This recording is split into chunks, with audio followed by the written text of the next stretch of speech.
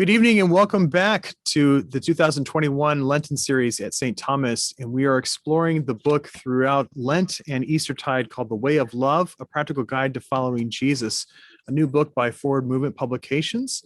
And this series and the book is inspired by a conversation that happened a number of years ago by our presiding bishop, Michael Curry, in which he gathered kind of a summit of church folk together, both lay and ordained, to talk about what are the practical ways of following Jesus, the way of love, into our daily life. And what became of that conversation was a consensus of 7 principal or key aspects of our faith or spiritual practices. That is also happens to be the chapter headings of the book. And they are arranged by 7 particular verbs. So the first one is turn, then learn, pray, worship. Tonight we're exploring bless, then we have go, and finally rest. And when you put those 7 key aspects of our faith or spiritual practices together, there's a bonus round that we'll have an 8th conversation on what does it mean to put it together in terms of a rule of life. A rule of life is something that a community may choose to do together collectively, or individuals can do just as their own way of being under more disciplines for their own spiritual walk and their walk in faith.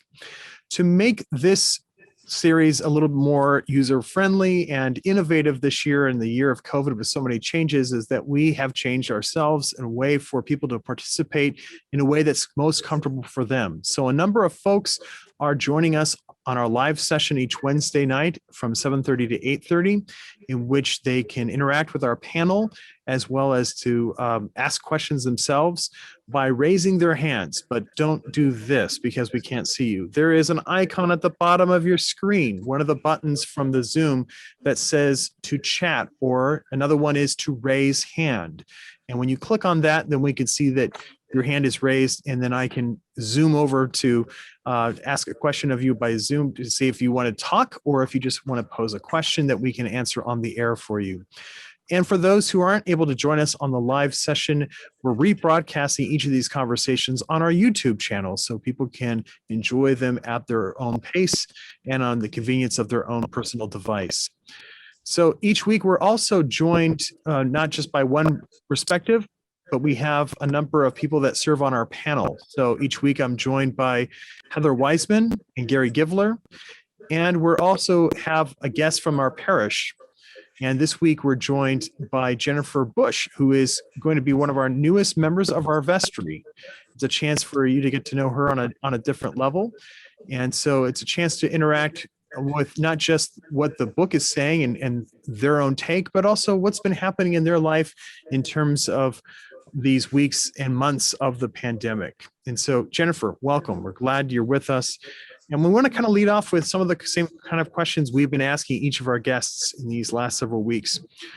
And so, what have you found that to be most useful in terms of keeping your own spirits up in the midst of the pandemic and trying to balance everything of work and life and health right now? Sure. Well, first of all, thanks for having me. It's an honor to be here with you all. To keep my spirits up, I will say, and it's a shameless plug, the St. Thomas YouTube channel is very helpful. I've enjoyed services and, found that as a way to be engaged and to keep my faith life going and solid. I've been working pretty much the entire time. I work at Xavier. Everybody probably knows that because I've been here for a long time, and that's been helpful, connecting with students and members of the community here. And a lot of it's been through Zoom. I'm actually kind of blessed to work at a faith-based institution because I get additional support that way through different Zoom programmings. I'm a devoted reader of Forward Movement. Actually, speaking of book and Scott Gunn, and that is just a really nice way at the end of the day for me to bring it all together. So those things have helped. I mean, and there's always chocolate, so it's always good. That's always good. That's always good. As a Forward Movement user, do you use their booklets or are you using any of their online technology yet? I usually, to be quite honest, use the online because I didn't, since the church, since Thomas wasn't having in-person services, I didn't have the booklets. So I go online and I find that to be very nice. I love the fact that at the end of the daily reflection, you can just click on a link and it takes you to the readings. Yeah. And as much as I would like to say in my older age that my eyesight is getting it's a little hard to see the print in the Bible. So it's nice to put it on the screen and make it big. Well, that's wonderful. I'm glad to hear that it's useful. I've been using their app on my phone for a long time, and I'm very impressed with how versatile they've become as a publishing house too.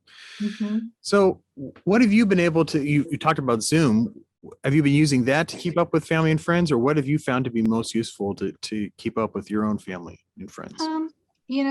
Zoom, definitely, Facebook in particular, especially since, I have one brother and he lives far away in Minnesota, so it's fun to see pictures. Texting and phone calling. It's been actually probably, I've had more contact maybe than in the past, because it makes you, when you can't see, it's like when you take something away from people, it makes it more precious. So just finding alternate ways to connect is really great. How has everything with Zoom and the way you have to work changed with your role at Xavier and looking at? Yeah, I mean, just like most workplaces, everything is virtual now. We don't really have in-person meetings. In fact, a funny anecdote is we came back from winter break and we had a meeting, and half of us were online and half of us were face-to-face, and the dean didn't realize when he set up the meeting, he didn't tell everybody it was supposed to be face-to-face. So everybody was a little confused, right? But Zoom is, it really, I think, has helped with creativity, because you realize things you can do. For example, talking with alums that, are around the globe. We have an international population, and sometimes you don't connect with them because they're in different time zones, but we've had different alum events, and there you are, and you get to see people who graduated so many years ago. You can deliver a lot of your services that you provide, advising, career events that way as well. And a lot of the students like to have the face-to-face meeting rather than a phone call. Mm-hmm. In fact, that's becoming, I think, much more accepted. And it's a better way to get to know people, especially as education moves online, as worship moves online. It's nice to be able to put a name and a face. And so it adds a little bit more of a connection. With everything being virtual, or so much of your world being virtual right now, what have you found to be helpful to get you out of the house periodically? Yeah. So I'm my dear friend Sarah, I am a member of the Nature Center, and so I hike a lot, which is always especially beautiful this time of year with the flowers coming up. The daffodils at Rowwoods right now are just beautiful. So that, and walking outside, even in the cold winter, just getting out to move was very valuable for me. And, whether it's connecting with friends or, maybe trying a new recipe, watching a movie together, virtually. I know you said out of the house, so I guess I'm kind of elaborating a little bit more, but mainly hiking and walking. Got it. Each Lent, there's always a stress on what are you going to give up or take away or sacrifice. But we've had to do that so much this year in general. Do you feel God's given you a nudge to take on something or pick up something different than you have? Well, that's a really great question. And I have to admit that a couple of years ago when Francis became the Pope, he came out with his advice for fasting. And I've got an image here that I'm going to read from, but, fast from hurting words and say kind words, fast from sadness and be filled with gratitude, fast from anger, be filled with patience, fast from pessimism, be filled with hope. And it goes on. And I've really tried to focus on, instead of fasting, because, growing up Catholic, which I did, it was always about, okay, give up the soda pop or give up the TV. Right. This is more about taking on. And I think I like that concept better because it's much more rewarding to me. So I'll send you this image. Just so That sounds great. I've never seen that. Yeah. Is there a good. favorite of all that list? Is there one that really has always been penetrating for you? Or Yeah, I think it's actually the last ones. It says fast from words, be silent and listen. And I think, and one of the things I do is listen a lot, but I always have an answer, right? Because I'm trying to, as an advisor and a director of the grad program in business, I'm always trying to deduce what does the person need? What are they asking for? And sometimes, it's just better to be silent and listen and be in solidarity with the individual in the silence. I want to write something down because they're giving me a great segue, I thought, or insight into something we came across in the book. So again, we're just glad you're with us today. We are exploring conversation number 5 rather than saying chapter 5, and it is all about what does it mean to bless. And so how we look at blessing. And this chapter, perhaps more like than some of our other chapters or conversations, we might start out with going, well, what's that have to do with me? I mean, blessing, isn't that for someone else to do? But I think the book did a beautiful job when you open it up to start to realize when we're talking about a blessing, it's talking about what does it mean to experience blessing and what does it mean to practice being a blessing or offering a blessing to others. And it's more than just a sacramental sign. And in fact, it also makes a distinction. It's more than being nice too. So when the book is really kind of the chapter is getting into how do we bless, the immediate part that came to mind for me was the idea of really the prayer of St. Francis, as Jennifer was mentioning Pope Francis, but the prayer of St. Francis that talks about what does it mean to be an instrument of peace. And I'm not sure if you're able to see. Are you able to see the great? So on prayer number 62 in our prayer book, on the bottom of page 833, if you've never seen it before, the prayer of St. Francis talks to me specifically about this chapter so much. Lord, make us instruments of your peace. Where there is hatred, let us sow love. Where there is injury, pardon. Where there is discord, union. Where there is doubt, faith. Where there is despair, hope. Where there is darkness, light. Where there is sadness, joy. Grant that we may not so much seek to be consoled as to console, to be understood as to understand, to be loved as to love. For it is in giving that we receive, it is in pardoning that we are pardoned, and it is in dying that we are born to eternal life. That to me sets up the whole conversation about what does it mean that we each are blessings. And the other part is realizing this is something we practice as Anglicans or Christians in the Anglican expression from our daily office. In morning prayer and evening prayer, there is one of our closing prayers is the general thanksgiving. And it talks about the fact that we bless God back. And it's not just reserved for an elect few, but it's something that we each share. And in that mode, it really is the chapter is talking quite a bit about our baptismal covenant, much like we started our whole series of conversations with. And in the chapter when it's talking about the people who are afraid of that we are made in God's image, what does it mean that we're blessing as Jesus blessed? Because Jesus said to not just bless the people who are like you, the people that you like, but to bless and think about how do you love your enemies? And how do you bless those who are difficult and challenging? What does it mean to follow Jesus is to step into those difficult places at times. And that's exactly what we have in our baptismal covenant, seeking and serving Christ in all persons, loving your neighbor as yourself, striving for justice and peace among all people, and respecting the dignity of every human being. That last one sounds like mom and apple pie, but you unpack it and it's all about blessing. When we as Christians are looking to or striving for justice, that Christian sense of justice is asking, what does my neighbor need? Just as Jen was referring to with her work, even at Xavier, what does the student need? It's asking, what does my neighbor need to have that whole and right life? And when we're seeking that, and when we're listening to that, when we're responding to that, we are all about blessing. And so if you haven't had a chance to read through the chapter, I would invite you to realize it's something we share in common, all of us. Just as worship was something that was in common that we've all had experience with, blessing is something we can all have experience with and grow into more and more.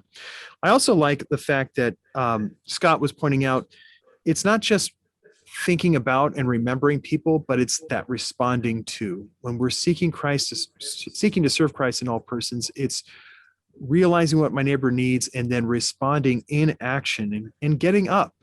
And so as the chapter was pointing out, this really is a perfect complement to the next conversation we're going to have of go. Get up and go. Get up and be in action with that. And so that responsiveness is part of the blessing that we have. The reflection that was offered in the book gives us a great concrete example of blessings that are found in some of the everyday moments of grace, perhaps, a way to look at that. And the chapter really ends with just a reminder, even from the very first book of the Bible in Genesis 12, God says to his people, I will bless you so that you will be a blessing. We carry that on to following Jesus, not just I will bless you so you'll be a blessing and that you share a blessing or you will offer that blessing to all people. So it's rather a little bit of a shorter chapter that we have, but it's something that we should all start to just think about, the fact that we have this experience of what it means to be instruments of that blessing or instruments of grace, instruments of love. And when we concentrate on that, we might recognize even more occasions that we have been blessed or graced or loved in a similar pattern. But for us as Christians, that focus is on how do we extend it? How do we share it? As opposed to worrying always about how we receive it. And that, again, brings us back to that prayer of St. Francis. So that was kind of an overview of what the chapter was. And but Jennifer, what was the things that really jumped out at you for the chapter that impressed you quite a bit? I have my highlighted notes here, so if I look away, I'm actually referencing the book, but it is very apt because, as you said, the line from Genesis, I had highlighted that, and that God said to his people, I will bless you so that you will be a blessing. And that sat very powerfully on my heart, because I do try to believe that people are good and that this world is a good place, and there's a responsibility there to by actions you then can become the fruition of the motivation behind them. So I as I've gotten older, I've really tried to work on humility, because when you're in your 20s, you think you're the hot stuff, and then your 30s is parenthood, and then 40s is car duty. And so just having entered my 50s, I try to think about it with humility. And the other line that on that same page that I highlighted was our own humble thanks for all that God has done for us, because it's amazing when you think about everything in your life is because of it comes from and is from God. So those were two key things that really stood out. There was lots more, but in the end, those were things. And one more. So this is on page 85. It's after the reflection, which I thought was so cool that the woman who wrote the reflection is here in this diocese, which is awesome. But it says, when we have eyes to glimpse God's glory in others, we will naturally want to bless them. So if you start with your mindset, you're going to see God in all things and see God everywhere. Right. You mentioned gratitude. I was impressed with how much gratitude seems to be underlying all of our spiritual practices, that it's difficult to see or recognize or practice so much of our spiritual practices if we cannot first get to a place of gratitude. But to do that is oftentimes to step back for a moment too. But let me turn the tables a little bit and say, what questions are on your mind that you want to ask any one of us or all of us together? Mm-hmm. Well, I have the greatest esteem for individuals who have heard the call from God and gone on to become priest or deacon or lay person. And I was just wondering, what are your earliest memories of being a blessing to other people, or experiencing that relationship with God, that you are doing his work and by being there for others. So I hope it's an easy question. If not, I can ask you what your favorite colors are. Heather, we'll ask you first. Purple. Earliest memory of being a blessing. I love that. Oh. Now I have a hard time with that. I really do. I know that for my parents, I was a blessing. They had 2 boys. They neither intended nor expected to have any more kids. And suddenly found out that they were going to have 1 more. And they really, really wanted a girl. And I knew that from the time I was really little. And my grandparents, both my parents were only children. So for my grandparents, I was the only granddaughter they were going to have. And I was perfect because of that. And they just loved me to death. And they loved my brothers too, in that same, wonderful way. I guess I always felt that within my family. I mean, my brothers gave me static, but I knew they loved me too. But my parents and my grandparents were just so thrilled with me and in whatever capacity I was doing something, whether I was playing doctor and my grandfather had to lie down on the couch and pretend to be sick, and I'd give him, little sugar beads, and that was his medicine, and, things like that. I mean, they just, they really enjoyed their grandchildren, all of us. And I felt that strongly. How about you, Gary? When was the earliest memory you have of being a blessing? I don't know if it's my earliest memory, but I think the strongest one has to do with being a father to 2 boys. When they were teenagers, I can remember thinking this was God's way of explaining to me they had to leave the house. And oftentimes we were at odds. And at 2:00 in the morning, when they had broken curfew one more time and defied everything I'd ever asked of them, I sat down in the middle of a rage and I thought to myself, I've got to change this. And I began to realize in kind of against what this author wrote on page 80, where he said only God can confer blessings. I believe that parents confer blessings all the time. And when they fail to do that, the world gets to be a worse place. And how many children just anguish over trying to get approval from their parents and never get it? And how many parents, not to be on the negative side, but withhold that in the hope of controlling their children. And so I can remember on that day, I thought to myself, I've got to praise them more. I've got to find something about them that's really special and make sure they know I think it's special.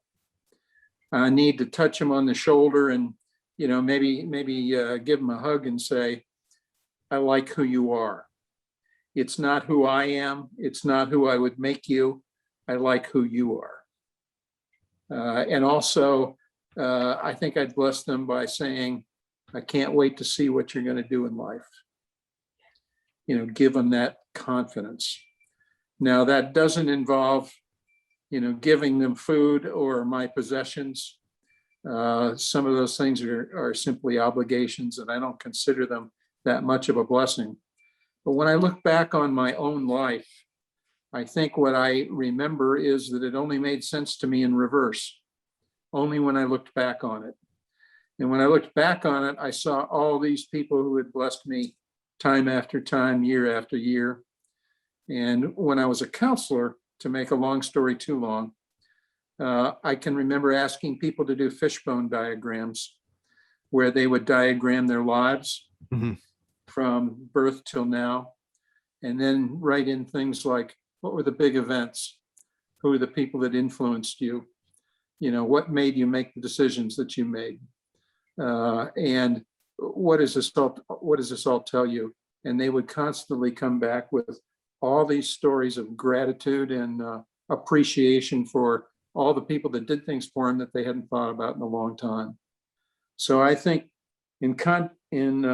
contrary to what the author wrote, that only God confers the blessings, I think we do too. And when we withhold it, it's not a good thing. I was interpreting that part of how are we instruments of that blessing, kind of similar to what Stephen Ministry was talking about of we're not the healers, God is the healers, but we can definitely get in the way, or we can help and be the catalyst for a lot of those things. But similar to you, Gary, I realized, kind of just looking back, those earliest memories that really were experiences of being a blessing that I wasn't even aware of. I do feel blessed myself that I had parents that regularly talked about the fact that each of their children were gifts, and talked about the uniqueness of that. And so it was a little bit of an embarrassment of always saying that they're glad I'm their son, or they're, that we're around, or just what you were describing was good parenting. Looking back on it, it was just part of life when I was growing up with it. There was a particular neighbor that when I was younger, I used to think she had a lot of patience just putting up with me and my questions and my inquisitive nature of just how did things work. And I used to hang out with her and run errands with her, and realized it was a blessing of having someone constant or close by in her life when everyone else was so far away. It was a chance a few times that I was able to be an actual blessing of, I had a trick of being able to unlock her house when she locked her keys out of the house, or get her into the house that only I could fit into because of the way that old house was constructed. But in any event, realizing there was a blessing of being present for people that is one of the biggest blessings we can be, that was instilled in me at a younger age, that I'm thankful for and changed. So those were my earliest experiences of being a blessing. Nothing heroic. It was just more of what does it mean to show up and attend and be fully present for somebody else. I think the same thing applies to your employees. It applies to the people that you're working with in your grad program. Mm-hmm. Just a couple of words have phenomenal power. And you want to make something happen in the world, just praise somebody, and they'll probably do things they never knew were possible. Amen. And the opposite, the words have power that are so destructive. We have no idea that we can be instruments of such grace or devastation if we're not careful too. But Jen, I'm sorry, you started to look like you No, had I was just going to say amen to what Gary was saying. And you're right too, that, I can remember teaching my kids, and I still mention it today. I mean, especially now, with all the technology that they're on, is that words are powerful. Words have impact, and one word can make a difference in a lot of different ways, positively or negatively. And I always try to remember that, especially, when you're going out and about, and just, it's like people may say, well, it's just basic respect or basic manners, but in a way it's just trying to make the world a little bit of a better place, because we all get to hear about, the negative stuff all the time. And it's the small gifts of kindness. Maybe I'll phrase them as ordinary miracles, right? The relationality that we're talking about, the depth Mhm. of relationship that Mhm. is a blessing itself. What Yeah. other question did you have for us?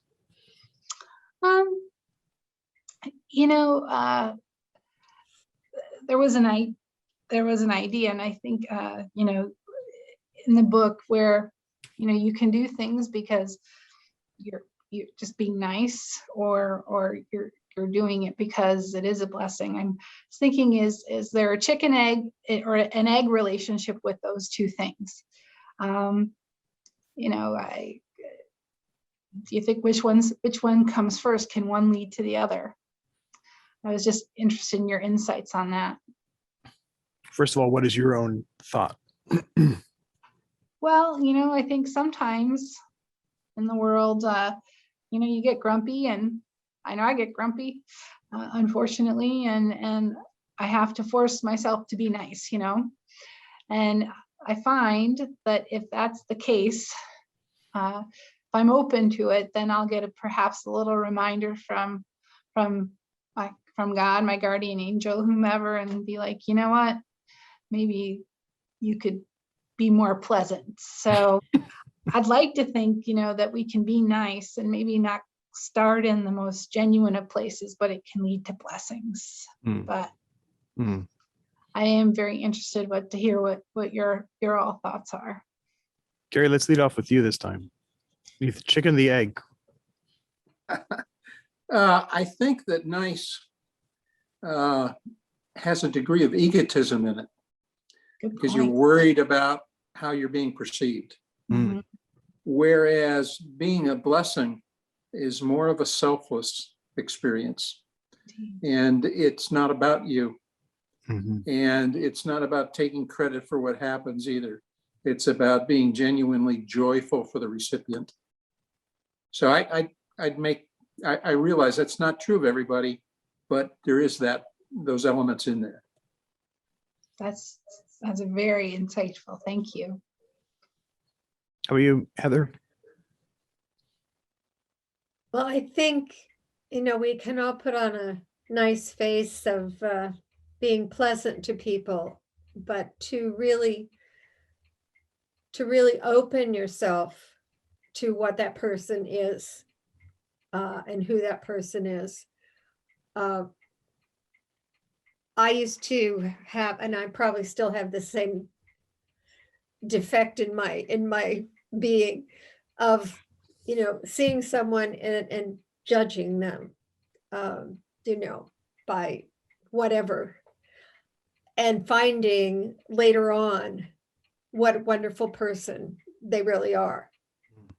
So for me, it's a matter of being more open and less judgmental, so that I could see and be with that person as he or she is. And it's not just being nice anymore. It's brooking the bridge between just being pleasant and not really engaging with being really open to them. And the things you learn about people are astounding. You would never get that from just the surface of being nice. Mhm. I love how you say being with, and Jesuit, foundations and tenets, that idea of solidarity is so powerful. And it's often, the gift you can give that, you may think you're doing nothing, but really just being there with someone means so much. That's a beautiful way to phrase it, Heather. Thank you. Thank you. What about you, Darren?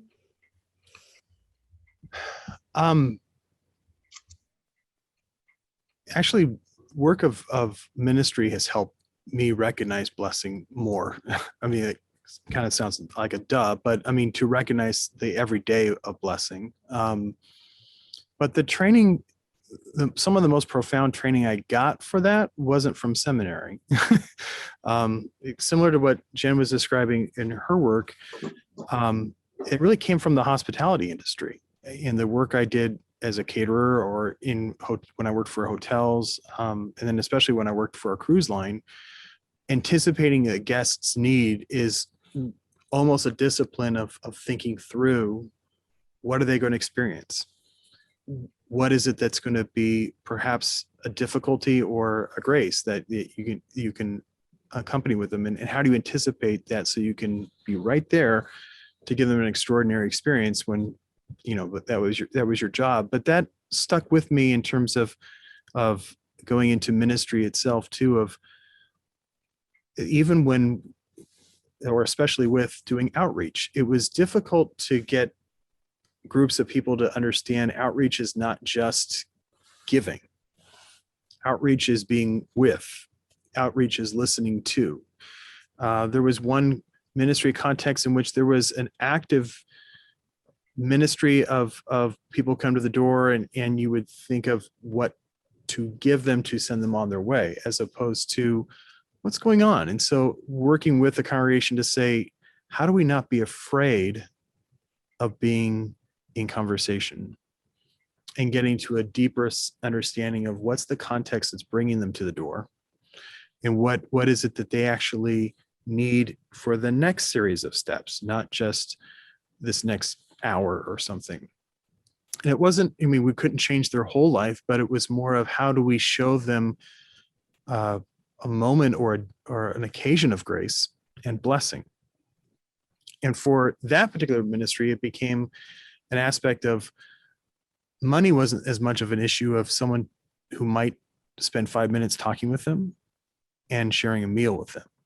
And what does it mean to create, in that case, bag lunches that we could give, and we can get to know them by name. That was a big thing, getting to know them by name, and they knew someone knew them. And, commenting, you look good today.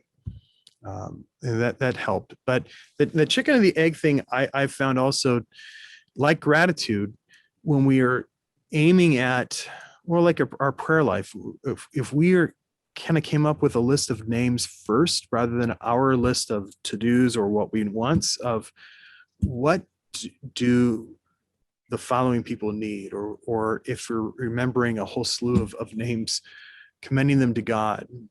And that's reoriented my own thinking in terms of what does it mean to offer blessing, but then realize there is a blessing coming too. So, but like a lot of things we're already discovering in the book and the conversations of spiritual practices, the strange little secret is you do recognize how much you receive by what you're offering. And I think the same is with blessing personally. The more we're offering that blessing and an opportunity to be the instruments of that grace and channel that peace, the more we feel it back. I know that does affect me on a daily basis as a priest. The mundane stuff, the minutia pieces, it gets taxing. But making sure there's time to attend to Zoom calls or pick up a phone and be in conversation with people, that's the blessing. That's the real part that just resets the day or balances the day. There's a question that's come in that I want to be able to let us all kind of respond to. In the restrictions imposed by the pandemic, how you all sorted through being a blessing?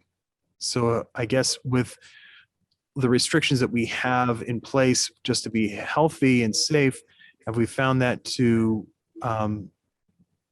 affect how we are a blessing, or how have we found a new way to be a blessing?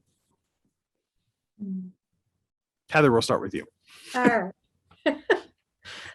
One of the things that I started doing when we shut down everything and couldn't see people, was to make phone calls to some of the members of the congregation, especially some of the people who were at Dupree and couldn't leave, or at Marjorie P. Lee, some who live alone, that I wanted to stay in touch, and also some of the people who have come to St. Thomas from St. Timothy's, and I knew them well.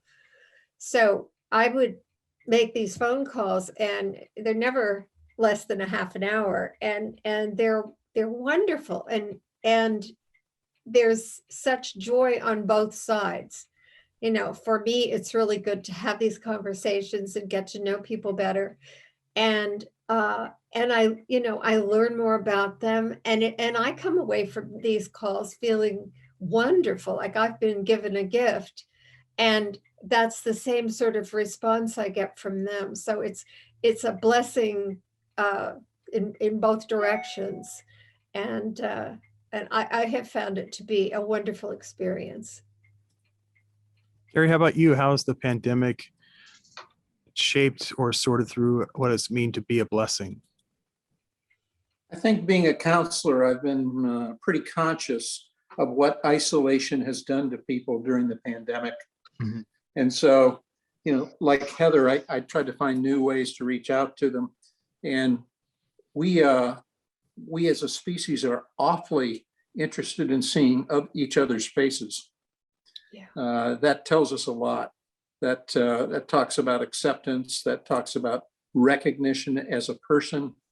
And so I use Duo and FaceTime and Zoom and Facebook to share pictures of what was going on and keep up with people's lives.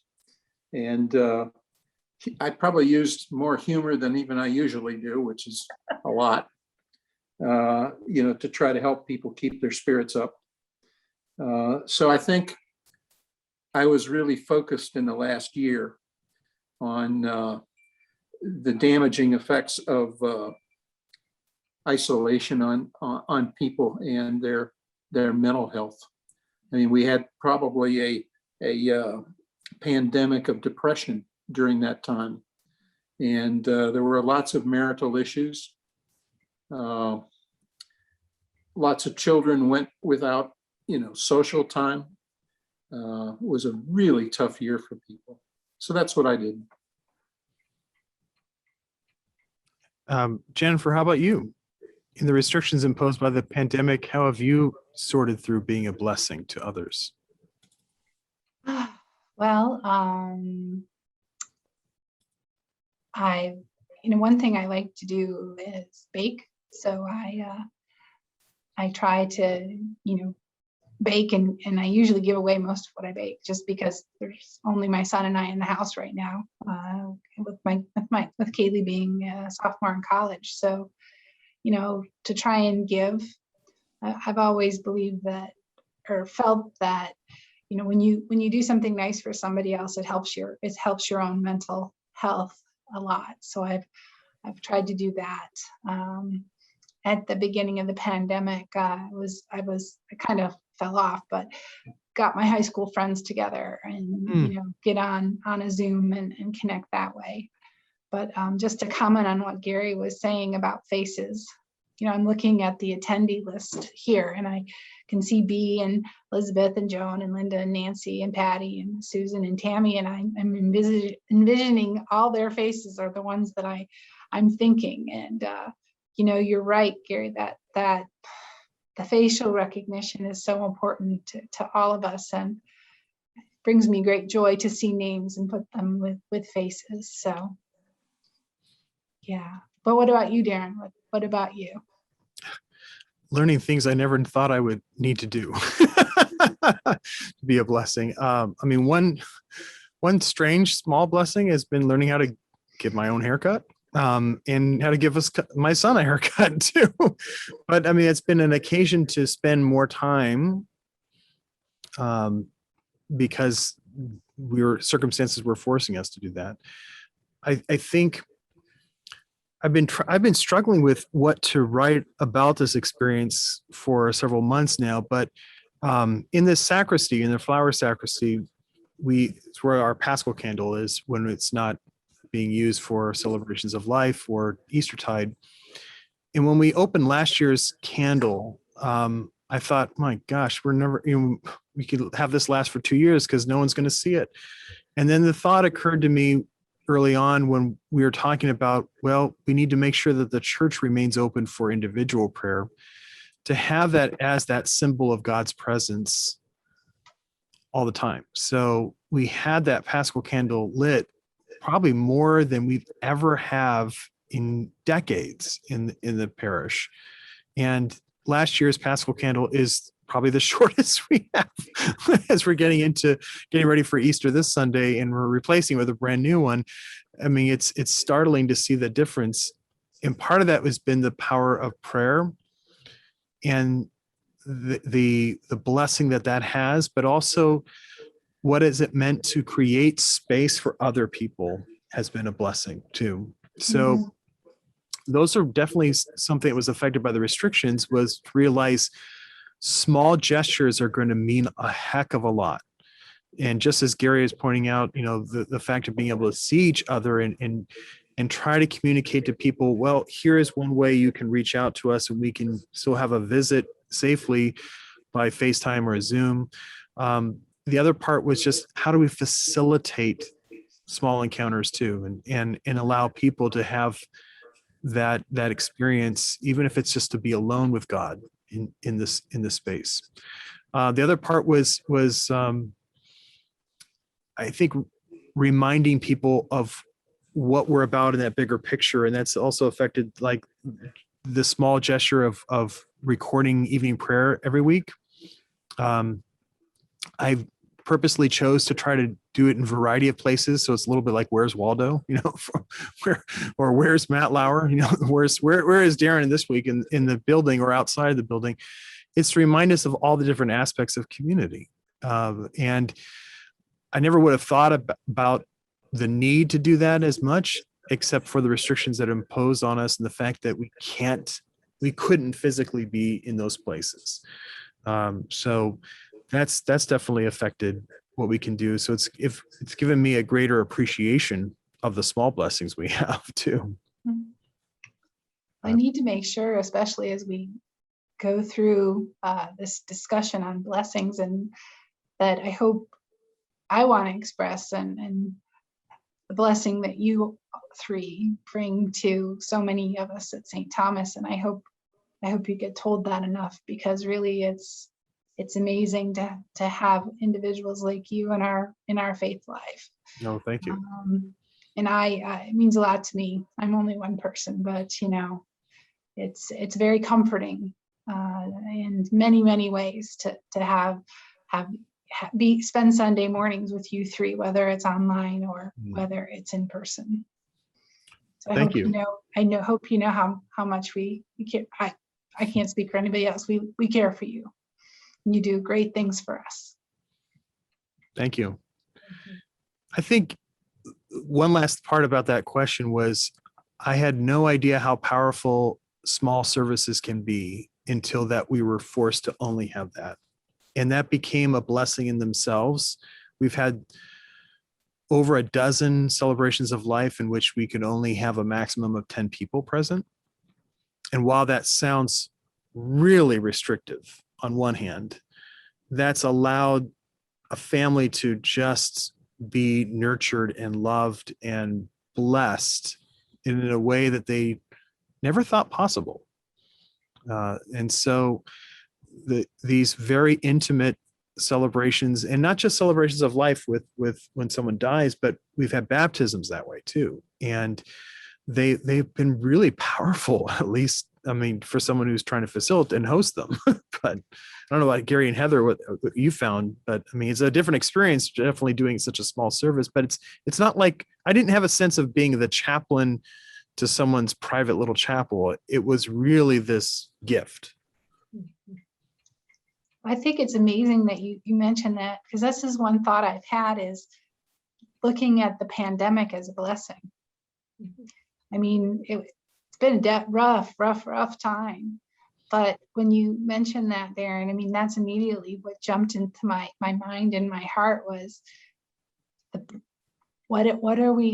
what blessings are we going to learn after this, right? You know, as Gary or somebody said, you know, hindsight's 20/20, but you think about, you know, that the story of that Paschal candle is so beautiful that you thought, oh, it'll never get burned down. And here we are coming into Easter, and it's the most burned down that we've had. And that to me is such a small, wonderful miracle. And I think hopefully as people reflect, there are going to be more of those. To say what did come out of this that was good and that we should maybe keep, right? I think shorter meetings have been one blessing we've all enjoyed. That's true. I mean, Zoom is, you know, we put time parameters because it's so exhausting to do this sort of thing, but it's forced us to think through what do we want to communicate and what's the most important element. And to Gary's point, how do we interact with information and each other so that it's not just presenting tasks, it's a chance to be relational.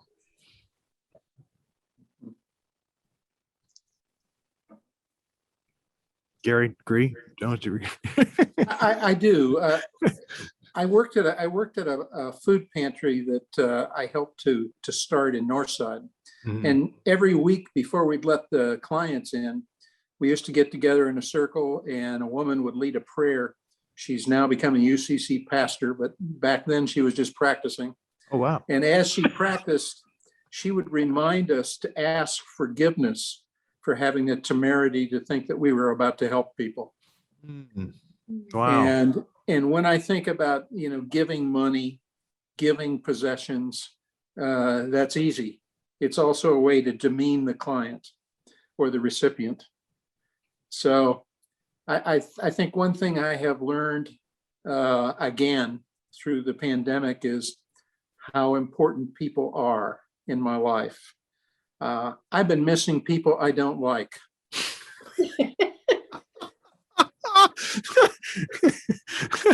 And I thought I was growing on you. Oh, man.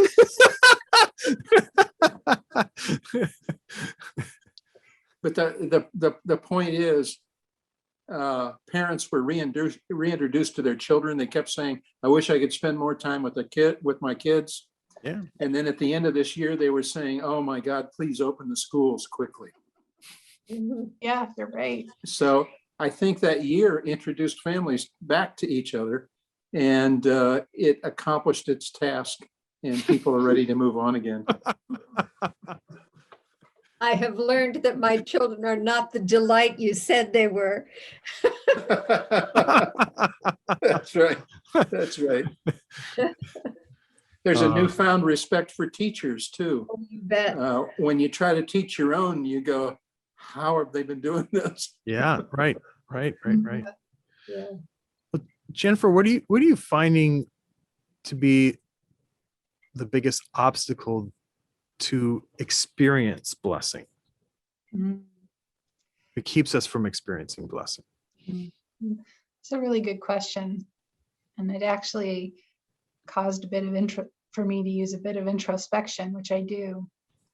I think I am the biggest obstacle to experience blessings. One, I mean, you could easily pass it off and say that, you know, it's better to give than to receive. But, you know, I found that, as I mentioned, humility and being humble is something within the past 5-6 years that I've really focused on. And it's like, I have to get over myself and just realize, you know, I to accept blessings from other people, accept help from other people. You know, I was thinking about that question and remembering back in the fall of 2017 when I fell and broke my leg, and you know, I was going through my divorce and couldn't drive because it was my right leg, and you know, it was very humbling. And the people of St. Thomas were so kind and really taught me a lesson, because I just had to, God was saying, Jennifer, suck it up. You are not an island. You are connected with all these people. So accept their help with grace and graciousness, whether it was, the prayers from the congregation, or, Sarah taking me to the doctor, or taking me to St. Thomas, Karen Long bringing over dinner, and Judy Bowers coming and doing healing touch with me. It was a real experience that I came away with much stronger than I was. So I firmly believe my biggest obstacle is myself. Mm. So do you think you thought it was God's nudge that got you to break that obstacle down, or what? Yeah, I think it was. I mean, not that I think God pushed me down the stairs, but I mean, not that kind of nudge. No, not that kind of nudge. A little tap maybe, but yeah. No, that was all gravity, as I thought I was a super woman carrying the TV up from the basement, got to the top step, and then tumbled down. But yeah, I really do think that, and I think it was important because I was in a lot of pain. I mean, not from just breaking my leg, but from my marriage ending and trying to figure out what comes next, having been with somebody since I was 19 and everything. And also then just to realize that I was richer than I thought I was because of the communities to which I belonged, and didn't understand how important I was in them. I mean, not that I'm trying to give myself self-congratulations, but sometimes you don't realize how important you are to the people who and that's why I wanted to make sure you all know how important you are in everything you do, and not just the breaking of the bread and the blessing of the wine each Sunday, but I mean, Darren, you knew I didn't want a Stephen minister. I was, you're like, you want a Stephen minister? No. You want a Stephen minister? No. Then finally I was like, yeah, okay. So I mean, it's a blessing to be reminded of that. And I think it's a choice of how to look at the world, and I'm glad to be able to get to look at the world that way. Sounds like you got to learn how to be a blessing by accepting blessing too. Yeah, I think that's a big part of it, Yeah. So I'm supposed to ask you some questions. So what about you, Darren? What about some obstacles for you? Well, in a similar way, I mean, it's when we get to the story for tomorrow night, when Jesus is washing the disciples' feet and Peter says, "Not me." No. It's hard to accept and to realize part of love is always to be reciprocal and to be the vessel of that. I mean, our children kind of teach us that, or remind us of that, but it's harder for us as adults to realize, to be good vessels of blessing, we have to fill that vessel up at times. And it's okay. It's not about worthiness. Grace is about God. But we live in a culture in which we have to say we have to prove or show we've earned the right, as opposed to realize, but if it starts with God, it's a God right. It's a God gift. That's what blessing and grace is all about. But so I think the biggest obstacle I found for blessing is similar of itself, and the myth that we're supposed to do it all by ourselves. Mm-hmm. And I mean, that's a lesson you are told every single year of seminary. and it's one of those conversations that keeps getting revisited. Like, how about now? Are you really paying attention now, with CPE, clinical pastoral education, or with your other field placements or whatnot, of, have you gotten over that lesson yet? I mean, you're not supposed to be the substitute for Jesus. you're supposed to be an instrument of what it means to experience that love and to share that love that you've experienced. But how about you, Heather? Absolutely. I think one of the things that, I always felt was that I could take care of things. Hmm. And when I was going to have surgery on my shoulder, I can make all these meals ahead, pack them in the freezer. We don't need anybody to help us. And one of the other ministers that I worked with, she was in charge of the group that brought meals to people when there was a new baby or a death or an illness or whatever. And I said, well, I really don't need that. And she said, you may not need it, but the people who do this ministry need to see that that ministry is valid. And I said, okay, thank you. And, wonderful people, raided into the house with amazing meals and conversation, and we'd share, how you doing, and gee, we miss you at church, and all this stuff. And it was a wonderful experience for me. I don't have to do it all, even though I feel like I should. Gary, obstacles to experience blessing? None of us is responsible for the emotions that come to us. You can't stop them from coming, but they do come. And oftentimes I think, if I suddenly experience the emotion of anger or bitterness or hurt or disappointment, they can get in the way of even thinking about blessings. We're responsible for what we do with the emotions that come to us, but not with the fact that they do come to us naturally. So that would be probably my biggest obstacle. And sometimes I just got to say, wait a minute, I have a choice in how I react, and I'm not going to do this again, for what it's worth. No, I appreciate that.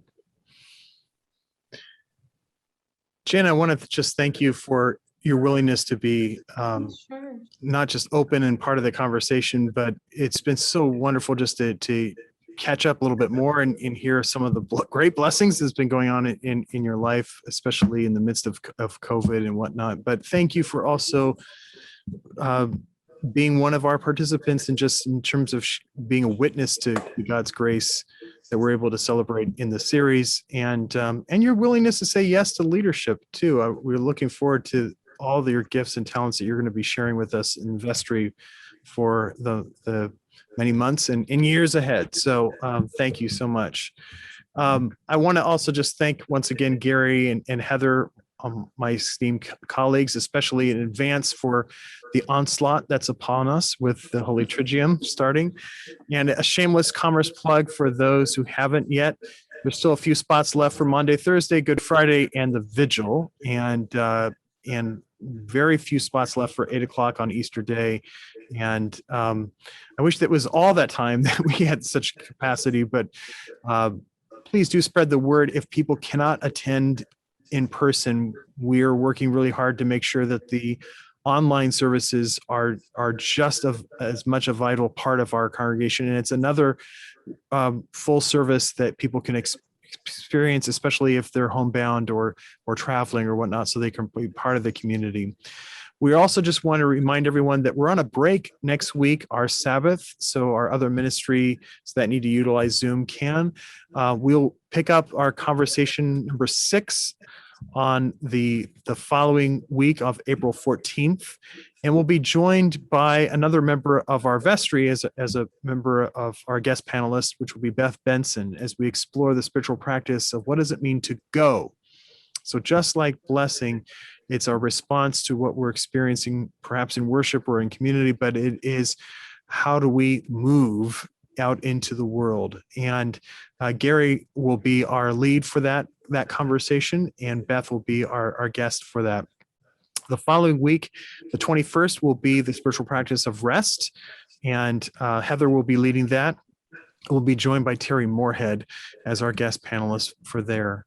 Until then, I hope that you have a very blessed Holy Triduum, the sacred 3 days of Holy Week, of starting with Maundy, Thursday, and concluding with Easter, however you're spending it with those who are close to you. And please know that we're holding you in prayer, and we hope that you stay connected. We look forward to seeing you very soon. God bless you all. Thank you, Jen. Thank Thanks you, again, My Jen. pleasure. Thank you for spending time.